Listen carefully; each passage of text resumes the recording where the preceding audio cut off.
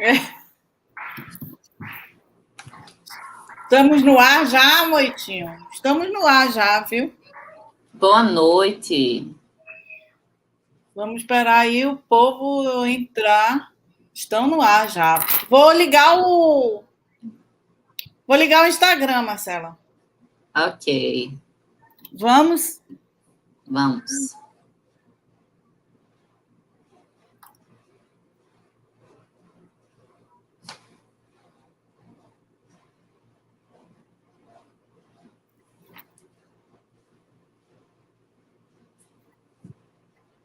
Cadê? Onde é que eu te chamo? Nesse maisinho, né?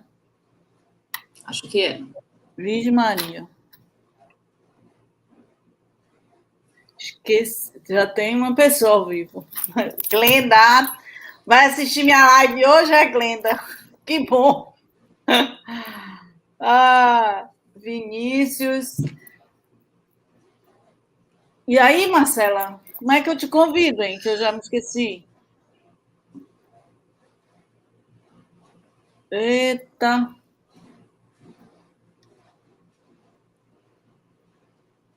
Enviar convite. Gente.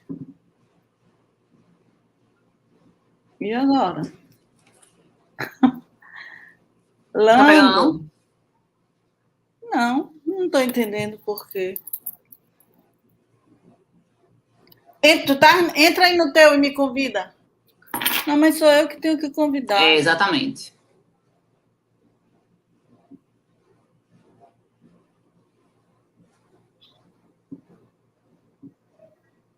Aí.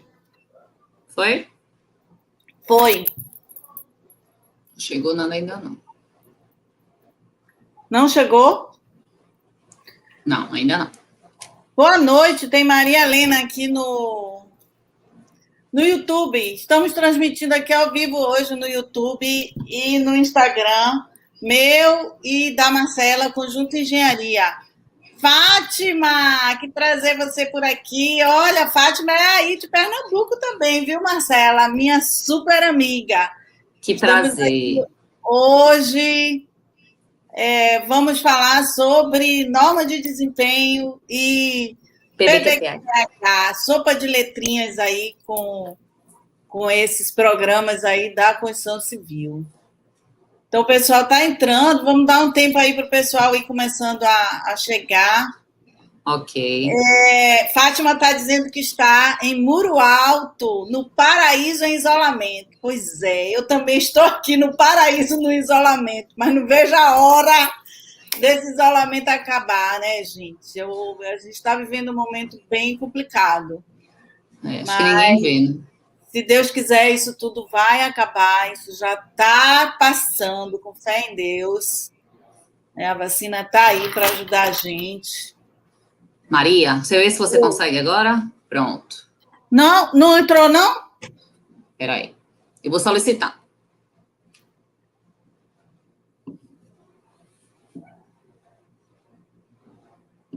Pronto. Foi? Foi, acho que foi, tá conectando.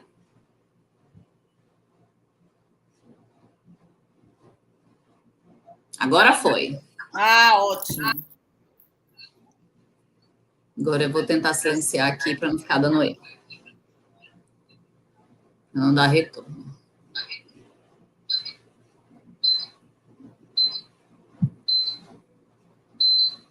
Porque tá tendo um ecozinho, né?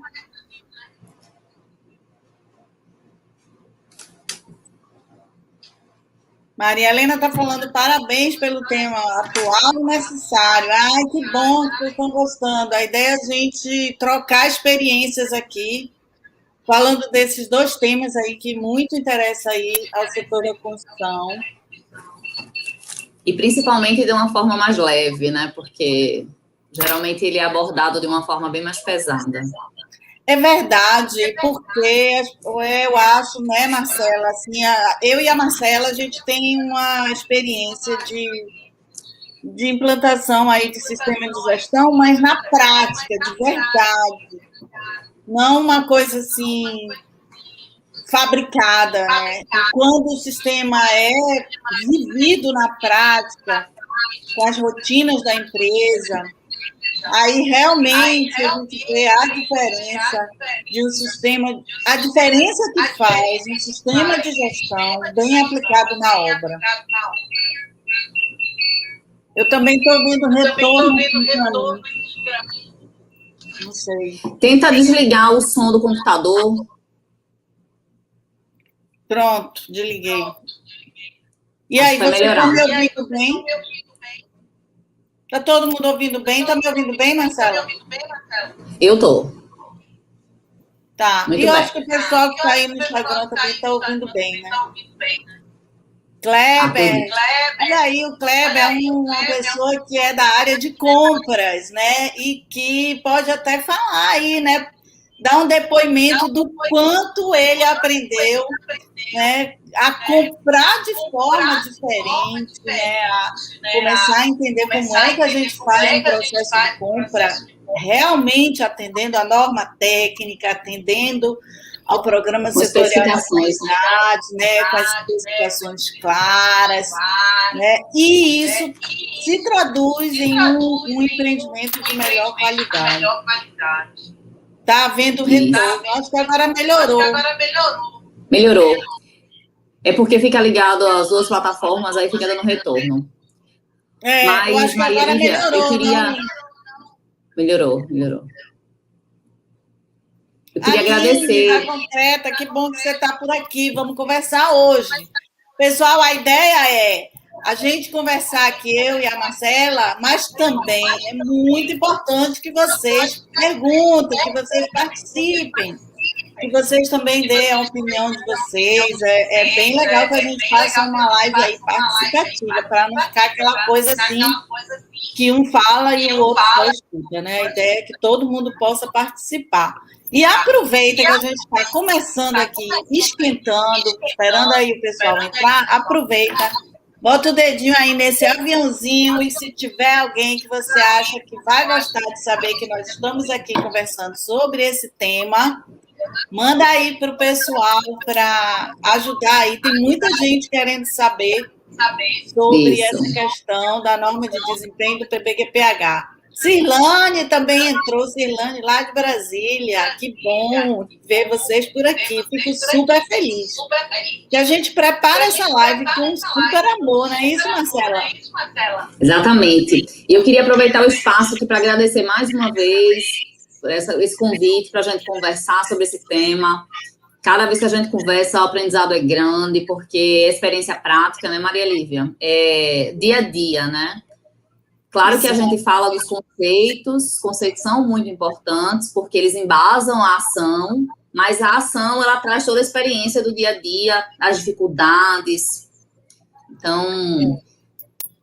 E isso faz muita diferença, né? Quando você... Eu sempre falo o seguinte, né? A gente só sabe que aprendeu quando a gente coloca em prática. Isso é assim na vida, né? Então, não adianta a gente fazer um curso que a pessoa só fala o conceito e traz poucos exemplos. Não adianta, porque aquilo que você ouve entra e sai.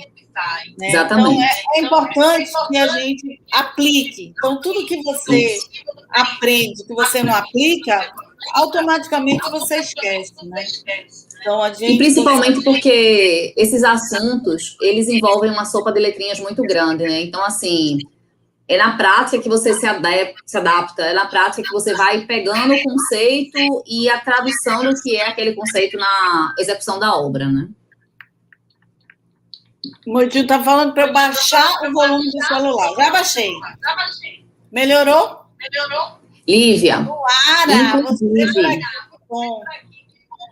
inclusive eu queria aqui falar para o pessoal a respeito do curso que tem no site da Cristal, de norma de desempenho, que o pessoal está perdendo a oportunidade aí de ter informação de qualidade, porque eu vinha buscando bastante conteúdo a respeito da norma de desempenho e tinha dificuldade em encontrar. E depois que eu fiz o curso, as dúvidas foram embora.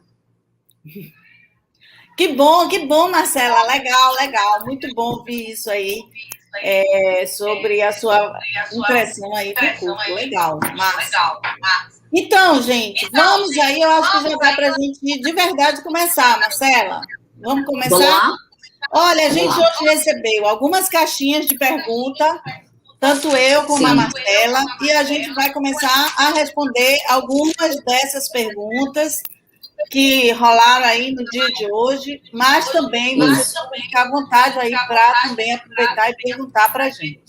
Exatamente. Maria Lívia, hoje uma das perguntas que eu achei que era melhor para a gente começar essa conversa é o seguinte: muitas pessoas, elas têm dúvida ainda do que é o PBQPH, elas acham que é apenas um programa do governo para você conseguir um financiamento. Será que você pode, para a gente começar, explicar um pouquinho melhor o que seria o PBQPH, o que é que ele representa hoje para a construção civil de edificações?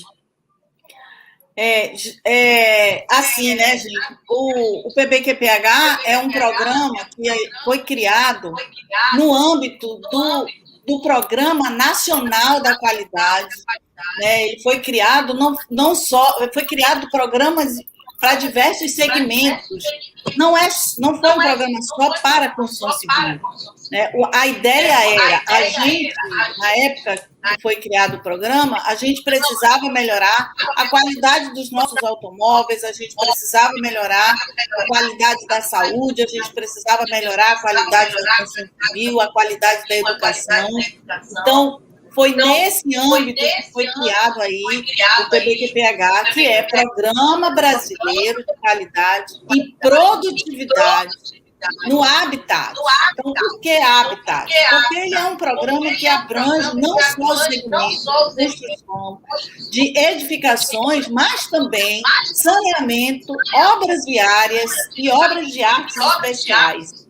Obras de artes especiais são aquelas obras de pontes, viadutos, né? São obras de infraestrutura que o Brasil tanto precisa, né, para o seu desenvolvimento. E, assim, é muito importante que a gente se ligue que ele não é um programa só de qualidade, ele é um programa de qualidade e melhoria da produtividade. Essa é a essência do programa.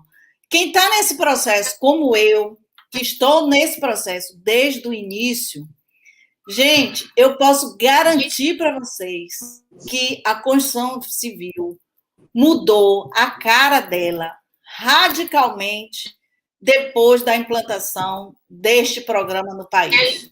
Né? A gente chegava nas obras, as obras não tinham canteiro de obras, as obras não cuidavam de segurança, meio ambiente, então, nem pensar. Né? Qualidade também ninguém sabia nada, é uma confusão. Não existia almoxarifado, era verdadeiros depósitos jogados. Então, hoje você vai nas obras, é outra realidade. Isso tudo impacta a produtividade também. É porque muitas vezes as pessoas pensam que produtividade é só o resultado final, né? O que você produz. Quantos metros quadrados de alvenaria você fez, quantas lajes você concretou, mas, na verdade, a produtividade, ela está relacionada com a qualidade do que você fez, né, com quanto de material você gastou, se você teve desperdício, se você teve retrabalho, porque você fazer 2 vezes é mais caro, né, então, exato.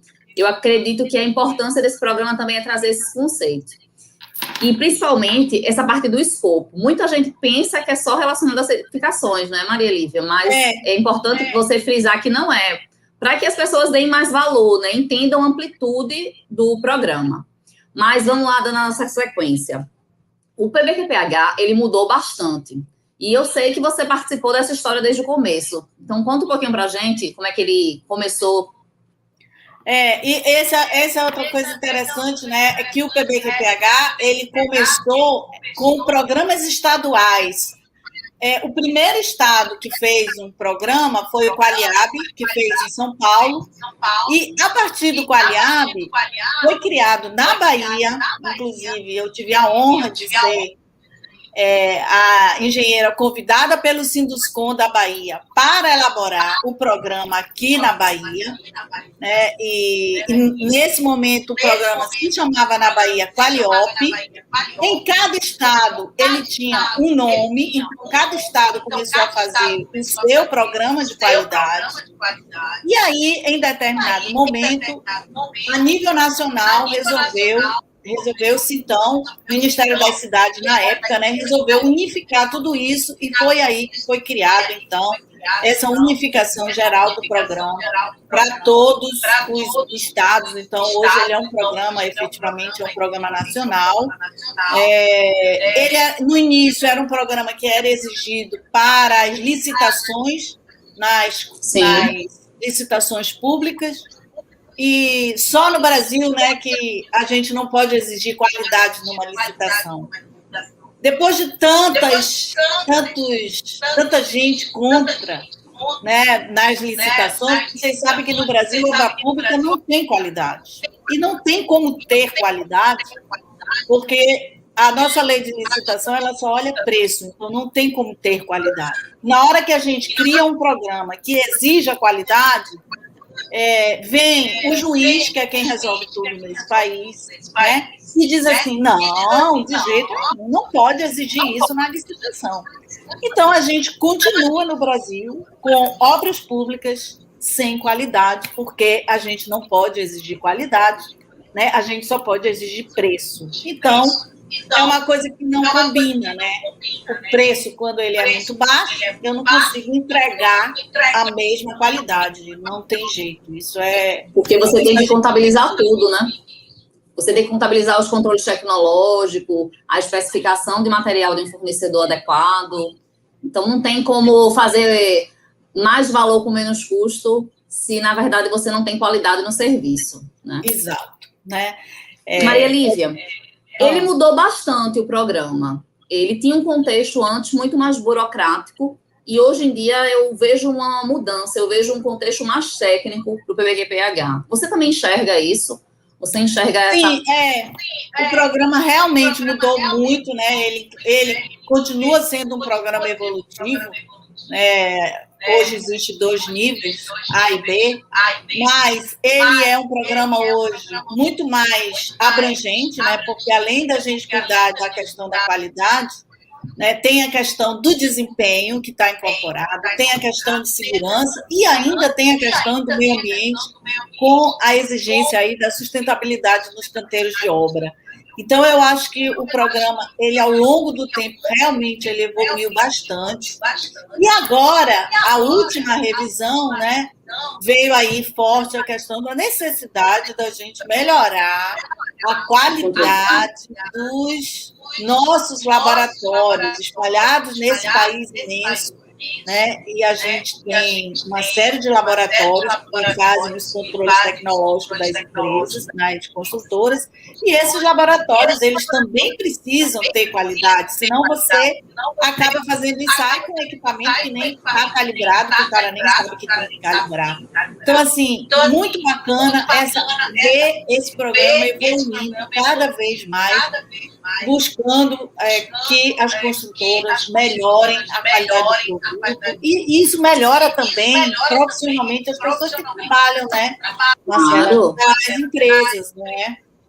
E principalmente porque você é obrigado, de certa forma, a seguir uma linha de raciocínio, né? Então, a partir do momento que você precisa construir com qualidade, que você precisa atender a um desempenho especificado, você precisa ter projeto bem feito, você precisa ter projeto que obedece às premissas das normas de desempenho, então você acaba gerando uma cadeia de valor dentro da construção civil. Maria Lívia. Muito legal isso que você falou, né? Muito legal isso que você falou, assim, porque o programa, ele é uma trilha, né? Então, assim, será que se a ISO 9001 não fosse uma coisa boa para melhorar a gestão da qualidade das empresas e melhorar a produtividade das empresas, ela estaria no mundo mundo, porque o PBQPH ele é baseado na ISO 9001. Né? Então, uma empresa que quer ter qualidade, independente dela querer se certificar ou não, né? Se ela quer verdadeiramente melhorar a qualidade da sua obra e a gestão, esse é o caminho, né? A construtora que pega essa trilha, né, como a Marcela bem lembrou, né, ela realmente vai conseguir ter uma qualidade muito melhor, sem dúvida alguma. E praticamente foi em 2018, né, que a norma ela acabou fazendo esse alinhamento maior com a ISO 9001, né? Os termos eles passaram a ser praticamente os mesmos, né? Algumas mudanças que na verdade são próprias da Constituição Civil, que eles não realmente mudaram. Por exemplo, o Manual da Qualidade, que é um documento que na ISO a gente já não tem mais a obrigação de ter, mas na obra é fundamental, de certa forma, porque ele consolida todas as informações do PBQPH. Mas, antes de falar de PQO, vamos falar mais uma coisa aqui. O PBQPH, ele é cheio, é uma sopa de letrinhas, e muitas pessoas perguntaram na caixinha para mim o que era, para a gente começar na ordem, o que é PDE, o que é o PDE dentro do PBQPH. Então, o PDE é o perfil de desempenho do empreendimento, né? Isso surgiu aí nessa versão quando o PBQPH incorporou a norma de desempenho, e aí, nesse momento, a gente precisa criar o perfil de desempenho do empreendimento, que nada mais é do que eu olhar o meu empreendimento e dizer, bom, eu quero fazer o meu empreendimento no nível mínimo, no nível intermediário ou no nível superior. Então, por exemplo, a gente sabe que tem empresas em algumas cidades que fazem empreendimentos de altíssimo padrão e que definem que o seu empreendimento vai atender todos os itens, vai atender o nível superior. Então, para alguns requisitos, né, do usuário, a gente acaba definindo quais são esses níveis de desempenho. É claro que para outros sempre a gente não precisa ter essa gradação, porque, por exemplo, segurança do uso e da operação. Segurança no uso e na operação, todo empreendimento tem que ter, né? E a gente não define que um empreendimento vai ter o nível superior, outro vai ter o nível mínimo. Não, tem alguns itens, né, que é um único nível ali de desempenho. Mas esse documento, esse PDE, ele tem algumas coisas dentro do PBQPH que são voluntários e tem algumas coisas que são obrigatórias. Ele é um documento obrigatório? Ele é um documento obrigatório, né? O perfil de desempenho do empreendimento é um documento obrigatório aí para o PBQPH, sim. Então, quem quer realmente implementar as práticas dentro da obra tem que implementar o PDE no começo do empreendimento, não é isso? Isso. Ok. Vamos lá para uma próxima pergunta que sempre aparece e eu gosto de trazer por quê? Eu sempre digo que quando você não entende o conceito, você não vai conseguir entender o benefício que ele vai te trazer. Então, o que é PCT? O Plano de Controle Tecnológico. Plano de Controle Tecnológico. Também, né, um documento exigido no PBQPH para as obras de qualquer um dos segmentos. Está dando um super retorno aqui, Moitinho está me pedindo para botar o fone, mas eu estou sem fone aqui, gente. Ai, meu Deus. Mas se você desligar o som do computador, ele para esse retorno. Mas ele estava desligado. Não, achei um fone aqui. Deixa eu ver se eu coloco esse fone. Ok. Ao vivo é assim, né? Ao vivo acontece de tudo. Então... Maria Lívia, uma coisa assim que eu tenho percebido é que as pessoas, elas estão um pouco assustadas com a mudança. Mas enquanto você coloca o fone aí, foi uma mudança muito drástica que aconteceu? Mudança desse ato 2021. Gente, mudança levíssima para a construtora, né? Porque a grande mudança é fazer com que os laboratórios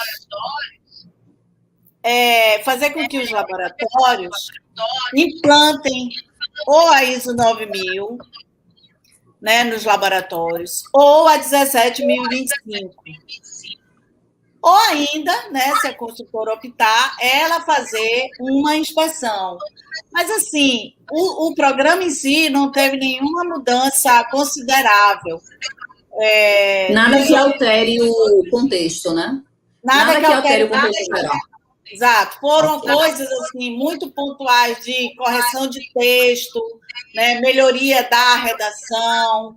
Teve também uma questão assim de esclarecer pontos que estavam não claros na versão anterior e às vezes até coisas que estavam equivocadas, como é o caso de, por exemplo, tinha lá dizendo que se tivesse PSQ, a empresa não podia comprar um material com a norma técnica, que tivesse norma técnica. Isso não faz nenhum sentido, né? Ou você compra um material com PSQ, ou então você também pode comprar um material que seja certificado na norma técnica prescritiva. Ok. Mas e voltando aqui ao controle tecnológico, o que na verdade, é para o empreendimento esse plano de controle tecnológico? O que ele engloba? Sim, legal. Olha, plano de controle tecnológico, antigamente a gente fazia, né, as coisas na obra, aí algumas empresas faziam os controles que ela queria, e assim, muitas delas faziam apenas o controle tecnológico do concreto, né? E às vezes tinha empresa que nem isso não faz. E agora, com o plano de controle tecnológico sendo exigido, a gente vai olhar cada fase do empreendimento, quais são os controles tecnológicos que eu preciso fazer. E quando a gente fala em controle tecnológico, a gente pensa em ensaio, mas não é só ensaio, né? A gente tem que pensar também nas avaliações que a gente faz. Então, o plano de controle tecnológico, o ideal é que você divida serviços e materiais, porque tem muitos controles, tem muitas informações que a gente recebe do fornecedor para que componha o nosso plano de controle tecnológico. Não necessariamente eu, como construtora, terei que fazer o ensaio, ou eu, como construtora, terei que fazer a avaliação. Muitas coisas dessa podem ser feitas pelo fornecedor. Grande parte das questões de materiais a gente resolve com o fornecedor de material.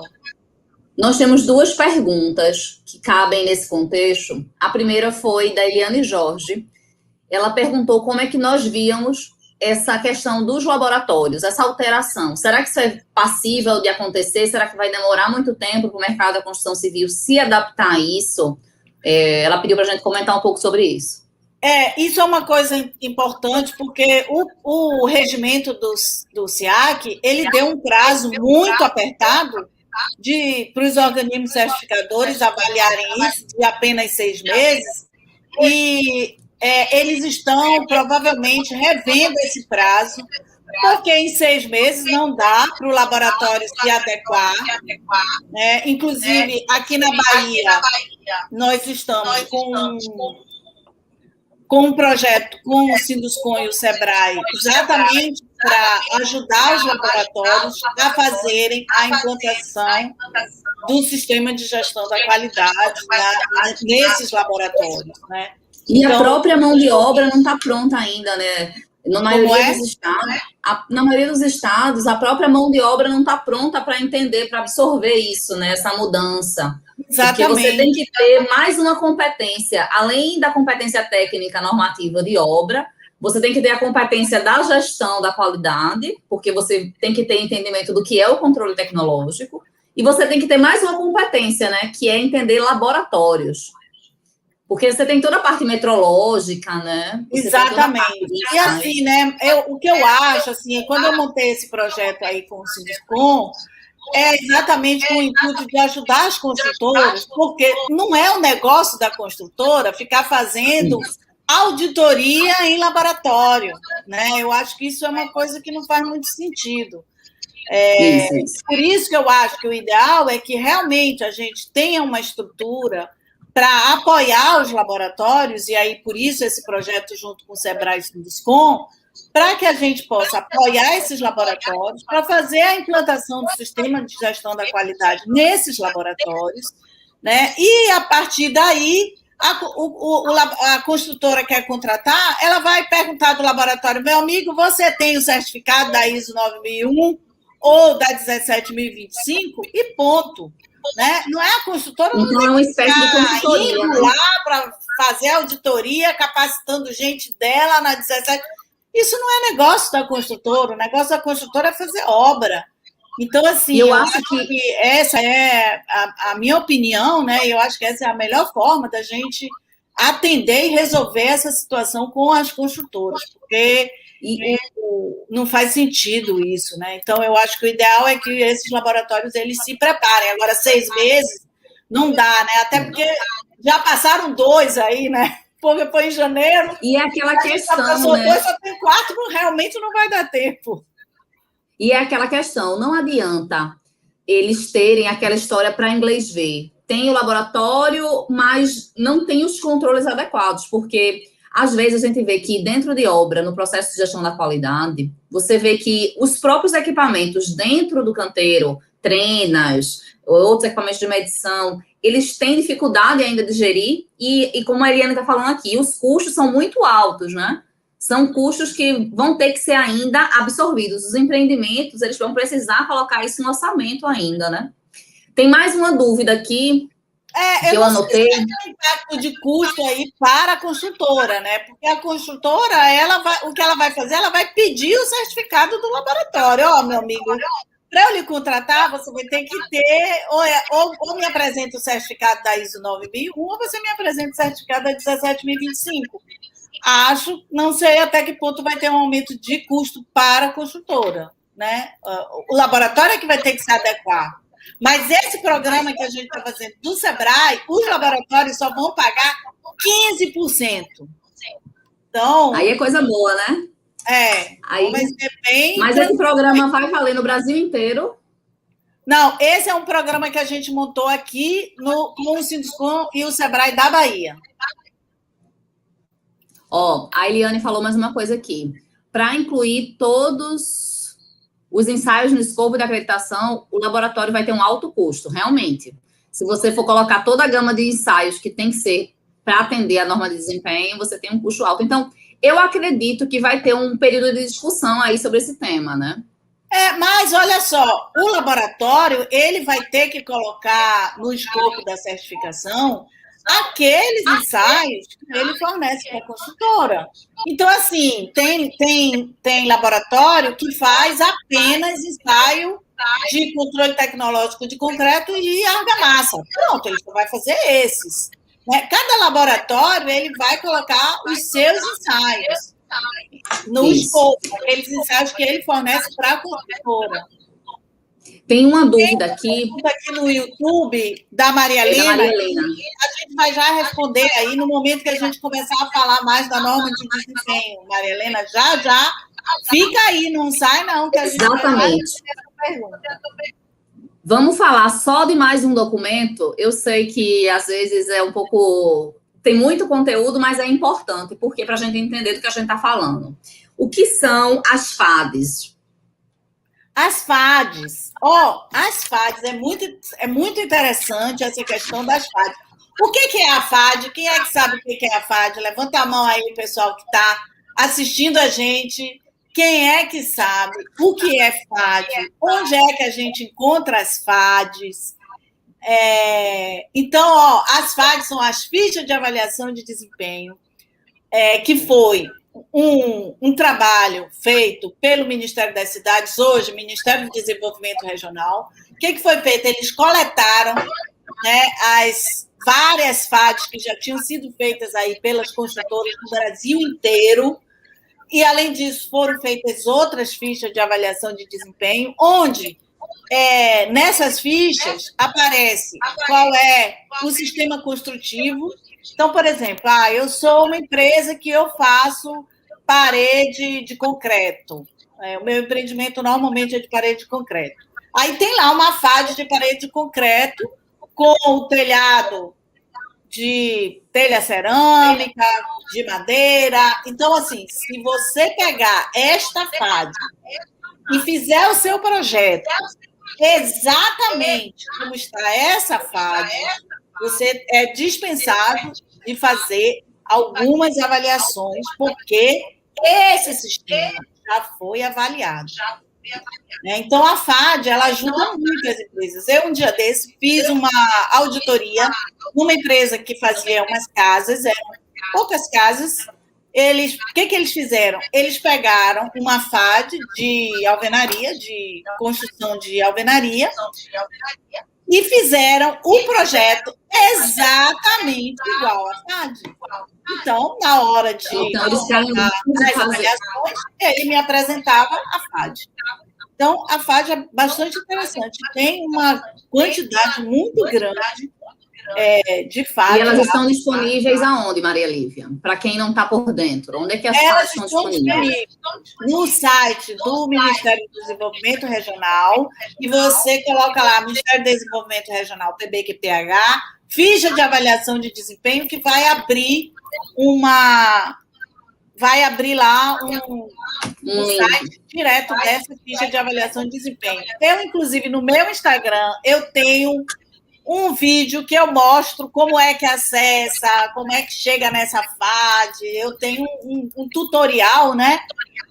Que mostra bem legal, já assisti, viu? Um tutorial novo aí, mostrando como é esse acesso aí das fichas de avaliação de desempenho, porque ela ajuda muito a construtora, principalmente aquelas empresas menores, né, que têm aí mais dificuldade de fazer as avaliações, de fazer os ensaios e tal. Então, as fichas, as FADs, elas ajudam muito. Maria Lívia, eu vi um vídeo, agora há pouco, seu, que você apresentava a solução ou a análise da solução entre 3 edificações que faziam parte do empreendimento. E vocês colocavam que a edificação testada era a edificação que ficava na pior situação, que era a edificação que ficava no meio. Isso, como é que funciona? Como é que isso funciona? Que critério é esse que você usa para utilizar essa informação? Essas são as avaliações de lumínico e de térmico que a gente sempre procura, né, avaliar quando você tem mais de uma casa ou mais de uma torre, né, a gente procura avaliar sempre as piores condições, exatamente para garantir que as avaliações das melhores situações ela vai estar ok, já que passou na pior situação. Essa é uma exigência da norma.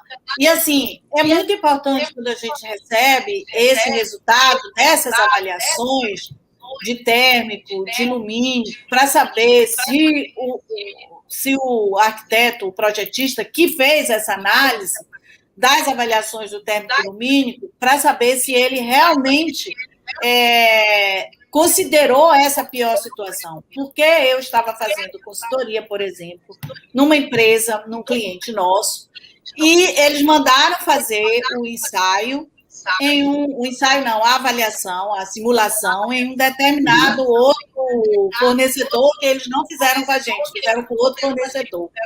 Quando eu peguei para avaliar, o empreendimento tinha uma cobertura. De um lado, era fechado, não tinha pavimento, nada, era só o reservatório e tal. Então, tudo bem, ele não precisava avaliar ali. Só que tinha uma parte dessa torre que embaixo, no último pavimento, tinha um apartamento. Então, esta é a pior situação.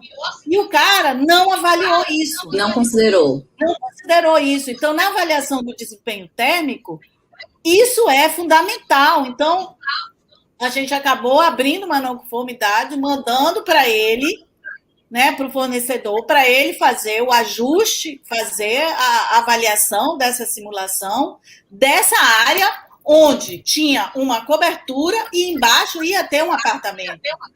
Então, isso tem um grande impacto no desempenho térmico ali, naquela situação. E ele simplesmente não considerou isso, considerou como se não fosse necessário avaliar. Então, para você ver a importância de quando a gente recebe qualquer tipo de relatório, ou relatório de ensaio, ou relatório de avaliação, qualquer coisa que você recebe do fornecedor, a gente tem que fazer uma análise crítica, porque a galera manda qualquer coisa, até o relatório escrito lá, não conforme. Aí o cara guarda na gaveta, não, vou mandar ensaiar o bloco cerâmico. Aí recebe o ensaio, bota na caixinha, não, já estou aqui com o meu ensaio. Aí vai eu fazer a auditoria.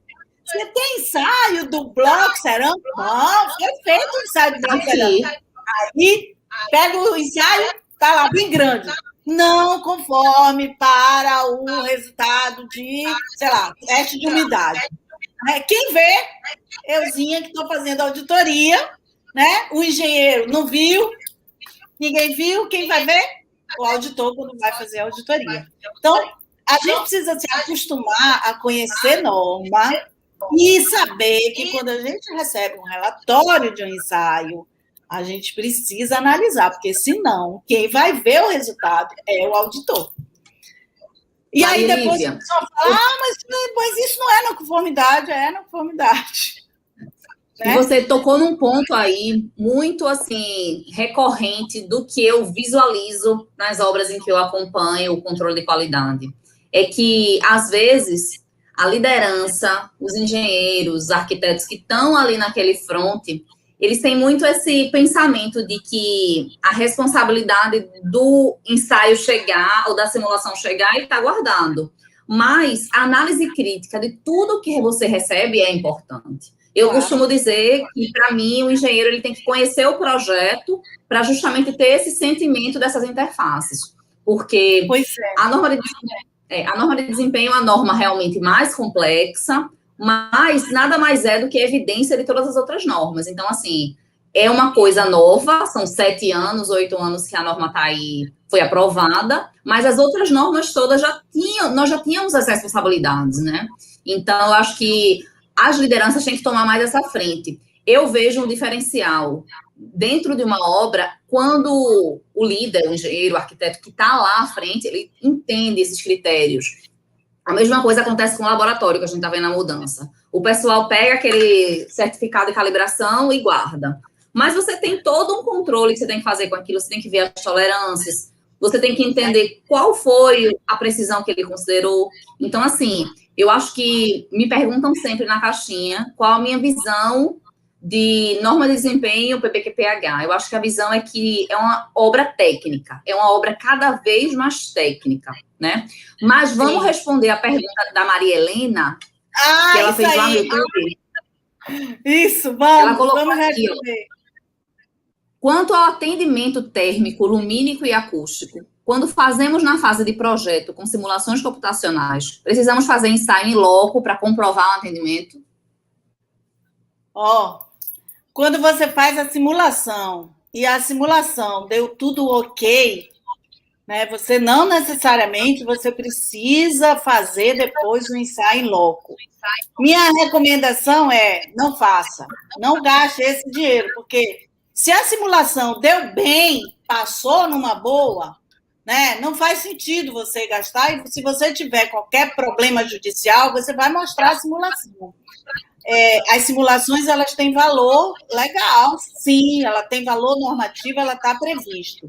Agora, em uma situação em que, como eu vivi com um cliente nosso, que o acústico ficou muito perto, né? E a proposta do pessoal era fazer manta, ele não queria fazer manta, ele queria utilizar vermiculite, né? Então, o pessoal, quando fez a simulação, fez com a manta, a vermiculite, eles não fizeram a simulação. Então, o que foi que ele fez? Ele fez com a vermiculite e aí fez a avaliação em loco. Aí faz sentido fazer a avaliação em loco. Né? Mas se você fez todas as simulações, diga. Não, você falou agora uma coisa e eu estou me colocando assim como quem está em casa para entender 100% do que você falou. Você falou em 2 soluções, que era a manta ou a vermiculite. Então, nem sempre você tem só a simulação para fazer. Você tem que procurar também a melhor solução construtiva para garantir esse desempenho, né? Você pode ter diferentes soluções construtivas para garantir esse desempenho. Sim, diferentes, exatamente. Você pode ter várias opções. A Eliane está dizendo, eu já fiz ensaio de acústica em obra que fez simulação e não passou. Sim, isso pode acontecer, até porque se a obra não for bem feita, não vai passar mesmo, né? Já viu a questão, por exemplo, você está fazendo impermeabilização, né? A impermeabilização ela deve ser feita pintando em uma direção e na outra, na vertical e depois na horizontal. Se o cara não faz assim, não vai garantir o resultado. Né? A mesma coisa é o teste de acústica. Eu fiz o teste de acústica, fiz a simulação, considerando uma manta que sobe, né, na parede e tal. E aí, na hora de realizar a obra, se essa obra não foi muito bem controlada, é muito provável que não passe. Que não passe. Daí que eu acho. Se para você, se você, como construtor, achar que você vai ficar mais confortável fazendo um ensaio, você faz o ensaio. Agora, não necessariamente você precisa necessariamente fazer um ensaio. E também, assim, o ensaio você pode fazer em qualquer época, né? Então, se você tem a tranquilidade de que a simulação passou com folga, agora, se ela está muito apertada, aí é melhor fazer o ensaio. Mas se ela passou com folga, né? Se você sabe que você fez a obra muito bem feita. E assim, o que as empresas têm feito assim? Né? Elas têm ensaiado um empreendimento e depois, como o empreendimento ele vai se repetindo, ele é muito parecido, né? Porque as soluções são as mesmas, em uma determinada empresa, quando ela define uma metodologia construtiva, ela acaba seguindo aquela metodologia. Então, assim, os primeiros a gente faz o ensaio de campo, sim, mas depois a gente não fica fazendo ensaio de campo em todos os empreendimentos. Não, a gente não tem visto isso. Se o cara faz um empreendimento e faz outro muito parecido, não tem por que ele ensaiar de novo. Isso está na norma. Né? Isso está na norma. Ele pode fazer esse modelo. E aí você volta para aquele ponto que a gente comentou antes, que você não é só você ter os ensaios, ter os materiais corretos. A forma de aplicar, a forma de fazer esse método construtivo acontecer, está lá naquela questão da liderança. Às vezes, o que acontece é que tem um engenheiro para 3 obras, o mestre tocando todas as obras, e você não para capacitar a sua equipe. Você não para entender como é que sua equipe está fazendo. Por isso que é importante entender a norma de desempenho como um conjunto. Você tem que especificar a solução correta, você tem que entender que o material realmente foi o comprado, porque às vezes você compra 10% de um e 90% de um fornecedor que você não está atendendo a norma de desempenho. Você precisa entender que é um conjunto e que é um elo, né? Na verdade, as coisas vão acontecer de uma forma somada, né? É muito importante falar isso. Porque também é isso, né? Que a gente fala, não adianta eu comprar a melhor tinta se eu boto essa tinta na mão do pintor que não sabe pintar direito, né? Ele tem um produto de qualidade, mas ele não vai saber aplicar. Essa situação da impermeabilização foi uma coisa que eu vi, né? Eu cheguei na obra, o cara estava fazendo a impermeabilização, a argamassa polimérica, né? E aí eu perguntei para ele, sim, mas como é que você está fazendo? Não, eu estou pintando assim. Eu digo, sim, mas é assim? Você não tem que pintar no outro sentido também? Não, basta em um sentido. E não é. Né? O fabricante, ele fala que você tem que passar na vertical e na horizontal. Então, se o cara que está aplicando não está aplicando certo, não adianta você ter o melhor produto. Então, nada mais holístico do que a norma de desempenho para dizer para a gente, olha, você tem que juntar tudo, você tem que ser engenheiro agora, né? Não dá mais para fazer de conta que é engenheiro. Né? Tem que ser engenheiro, de verdade, tem que conhecer norma.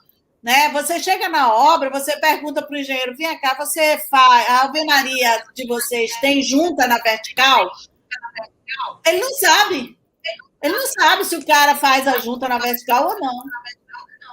Isso não faz sentido, sabe? O cara tem que conhecer muito da obra dele.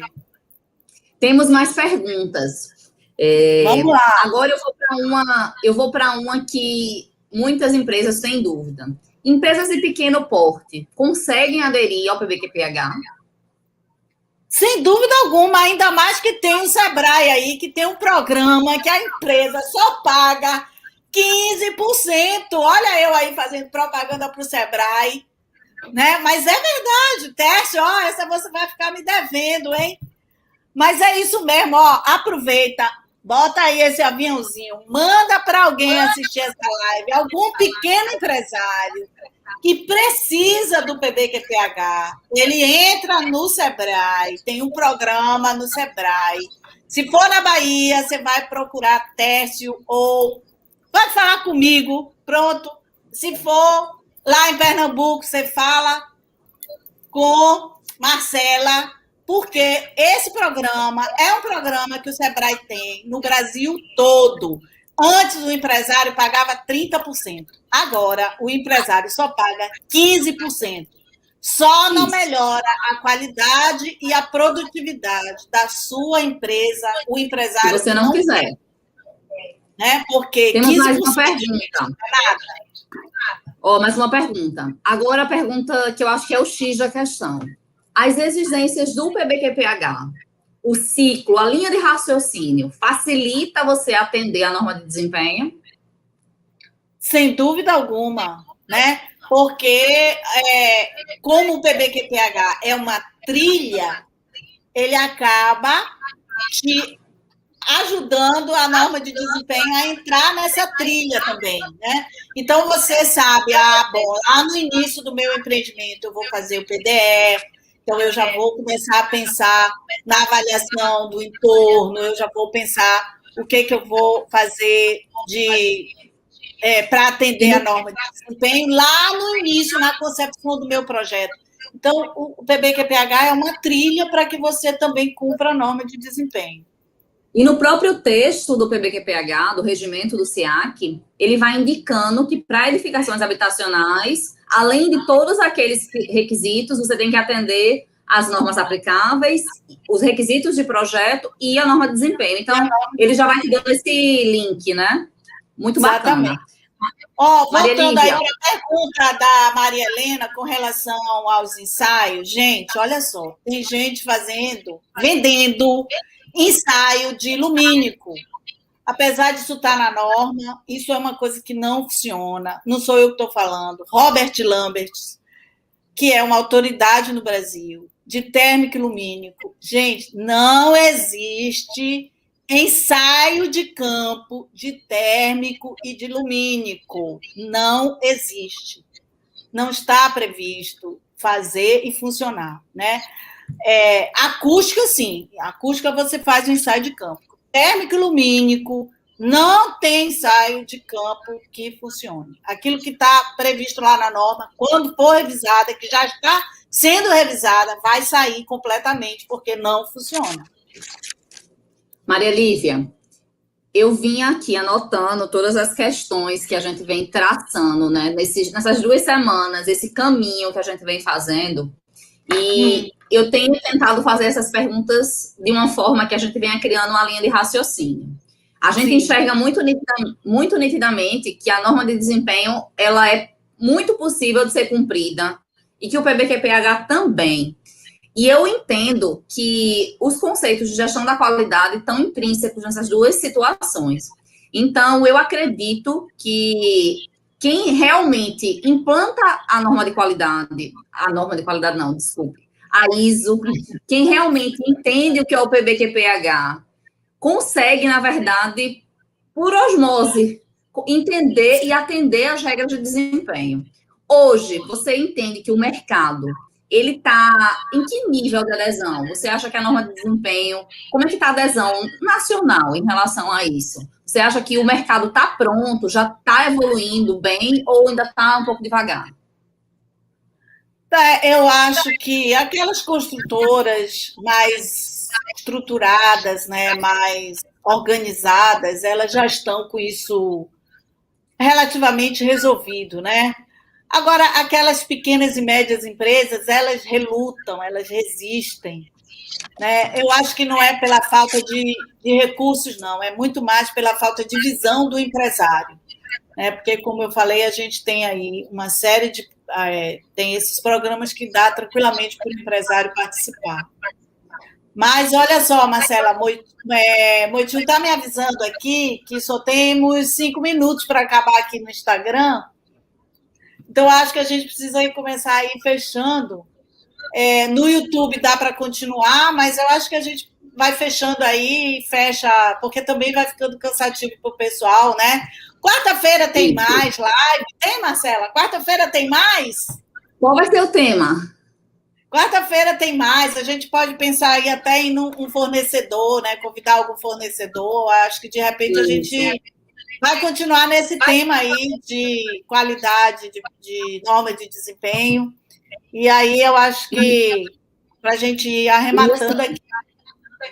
Cada vez que você vai lendo, que você vai parando para entender a conexão que a norma de desempenho faz, você vai se apaixonando mais, você vai querendo buscar mais informação. E o canal da Cristal Consultoria, o da Maria Lívia e o meu, nós estamos à disposição para, se vocês tiverem dúvidas fora aqui da live. É importante, na verdade, nesse momento, fortalecer o assunto, né? Trazer ele para a discussão. É isso aí, né? Eu acho que vamos aproveitar aí esse momento que a gente está vivendo, né? Vamos aproveitar para não ficar pensando nessa energia difícil que a gente está vivendo. Vamos aproveitar para estudar, né? Para se capacitar. Eu acho que esse é um momento legal para a gente fazer isso. Eu tenho feito muito curso, eu tenho estudado muito. Eu acho que é momento para isso, para a gente ocupar a mente da gente com coisas positivas, né? Procure assistir menos televisão para poder você não se alimentar dessa coisa difícil que a gente está vivendo. É claro que a gente tem que fazer muita oração, rezar muito pelas pessoas que estão com muitas dificuldades, agradecer por nós que estamos em paz, né, com saúde. E aí, aproveitar para estudar. Então, gente, eu quero super, super agradecer aí mais uma vez a Marcela que está aqui com a gente e agradecer também cada um de vocês que estiveram aqui, tanto no Instagram como no YouTube. A gente sabe aí a preciosidade que é o tempo de cada uma das pessoas, né? Então, assim, super agradeço vocês. E, assim, se vocês quiserem algum tema específico, alguma coisa específica para a gente tratar na live, manda aí a sua questão aí no Instagram, sua sugestão, que a gente vai falar. A sugestão aqui de falar sobre simulação de desempenho térmico e lumínico para fazer uma estreia com Daisy. Eu acho que Daisy está precisando estrear, realmente, para falar do desempenho térmico e lumínico. É uma boa ideia aí para a próxima semana. Gente, é isso. Ótimo. Muitíssimo eu agradeço também, Maria Lívia. Super agradeço. Quem quiser tirar um print dessa nossa live e postar para ajudar a gente na divulgação. Tanto eu quanto a Marcela, a gente faz um conteúdo muito bacana, de boa qualidade, né? Que dá para aprender mesmo. Então, é muito legal se vocês puderem. Fátima, muito obrigada. Se vocês puderem postar aí, poste aí, tira o print dessa tela, posta para gente, para que a gente possa divulgar mais aí o nosso trabalho. Um beijo para vocês. Boa noite. Boa noite. Um beijo. Fiquem com Deus. Fiquem com Deus. Tchau.